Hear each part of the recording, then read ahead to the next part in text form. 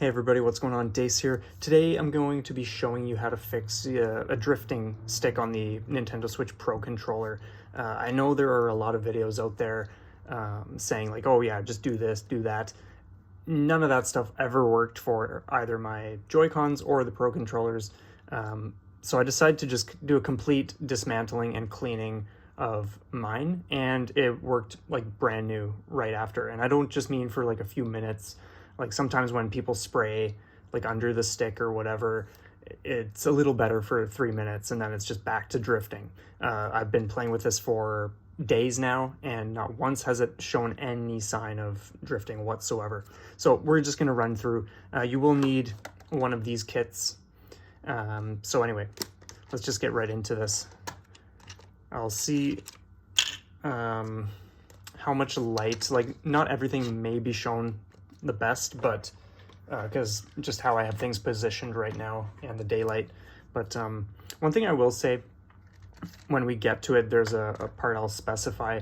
This bit is what we will be using for all but about 1 or 2, and this is not long enough. So I do have the way I went about dealing with that problem, but if you don't want to do what I will explain, then you will need something a little longer than this.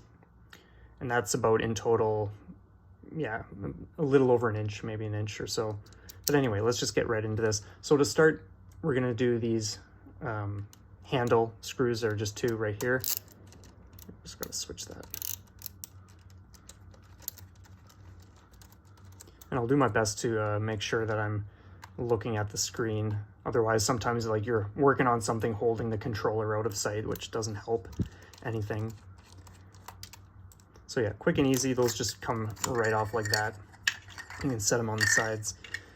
So next, we are going to be taking off the plate here. So we have 1, 2, 3, and 4 screws right there. Same deal, just quick and easy. These are all pretty short screws, so they come out pretty quickly. Putting them back in takes a little longer, especially because there are some wall sections here that you got to kind of balance it on the tip and then insert it upwards. But yeah, they are tiny, so make sure you're keeping track of where they are and they don't go rolling around or falling anywhere.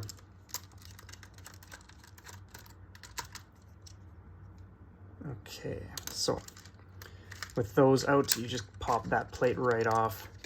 You can take the battery out right now and just set that down there. So here, you'll notice there's some plastic gouged out. On yours, depending on what kind of tool you have, you see how this is as wide as it is. For me, my issue was it didn't go far enough. It kind of caught right there. And there was also a little section of plastic sticking out just slightly here. So I used like pliers or something and just cut and tore just a small piece of plastic so that I could go down on an angle and get that out. That's why I say if you don't have anything longer than this, you're gonna either need to do what I did or get something longer just so that you can do that.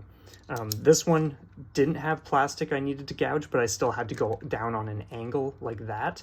So that was tricky. I left these 2 out because I knew I was gonna do a video, so there's nothing actually in there right now.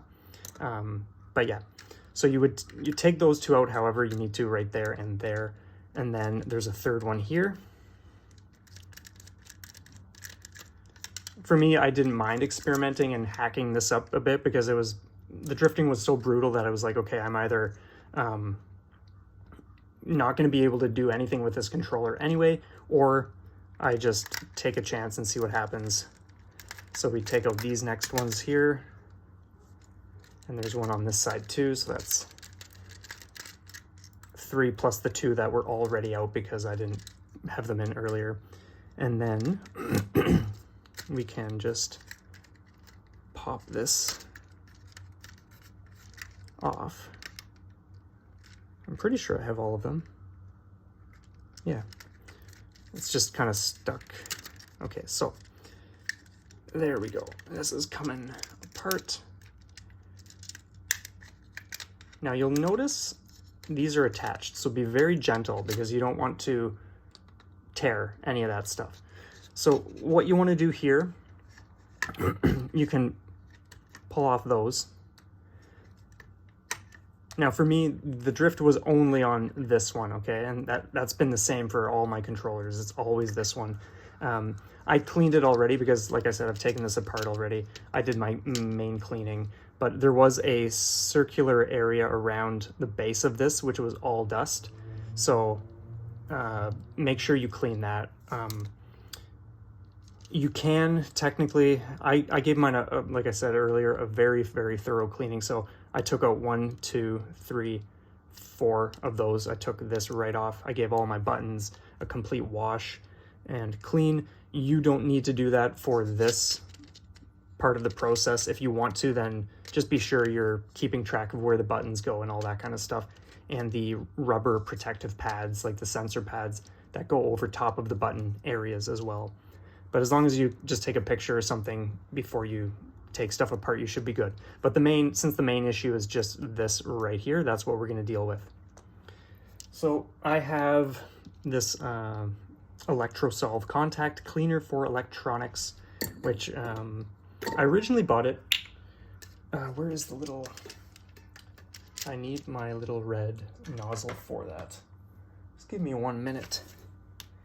Oh, here it is. Okay. So I originally bought this because I was doing one method where you just kind of like lift up the rubber of the Joy-Con, like on where the stick enters the device itself, and spray it around in there. That didn't really do too much, but it has worked amazing doing it this way. So all you're gonna do is just nice little spray in and around there. Like I said, do your dusting first. Give it a bit of a move around. If stuff pools, if some of the liquid pools down in these slots, just blow on it or just give it some time to dry. But it's not like it takes time to dry anyway. It vanishes pretty quickly. And that's honestly all I did. I just sprayed from different angles, blah, blah, blah. Like, you get the idea. Just be thorough. And then you may also want to give these a nice cleaning too. And then make sure you put them on properly again. I think it's like that. I'm gonna attempt to keep this video as short as possible. I did one take yesterday, but I went into way more detail than I needed to. And I took apart the buttons and all that, and then I realized, yeah, you know what, this isn't even relevant. I don't need to go that in depth. People can do that on their own if they want to. So yeah, we're just gonna put the screws back together. I may or may not speed this section up again. We'll see. These can be tricky because they're super short, but there we go, okay.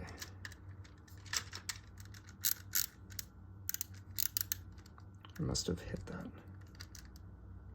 Okay, that one's in. I think that's in. Yeah.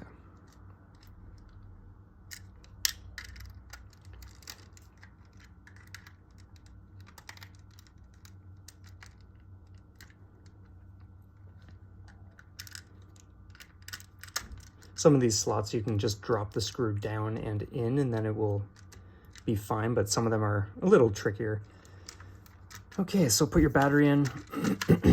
If you have those two screws that you are including again, then you would do that. Like I said, I'm not going to bother. And then you just pop that back on. Drop one screw in there. Just make sure everything is snug, but it's not like you have to go crazy with tightening these.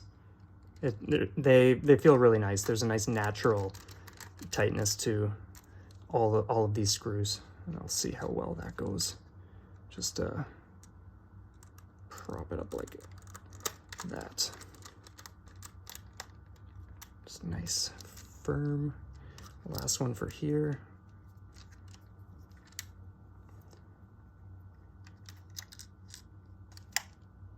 But yeah, I cannot tell you how stoked I am to have just finally done something that actually worked. So yeah, that's that. And then we just put on whichever way these go, like that. It's like, man, everyone's got videos and how-tos, and nothing would ever work.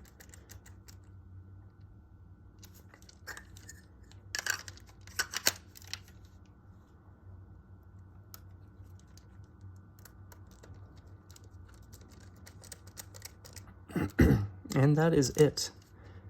And I cannot tell you how amazing it felt when I plugged it back in, and I've been, like I said, I've been using it for days and days now, and not a single issue. It feels amazing. The drift is completely gone, and I trust this helps you. Let me know if you have any other questions, but that's going to be it from me. So have an awesome day. Thanks for checking this out, and I trust you can benefit from this video. Take care.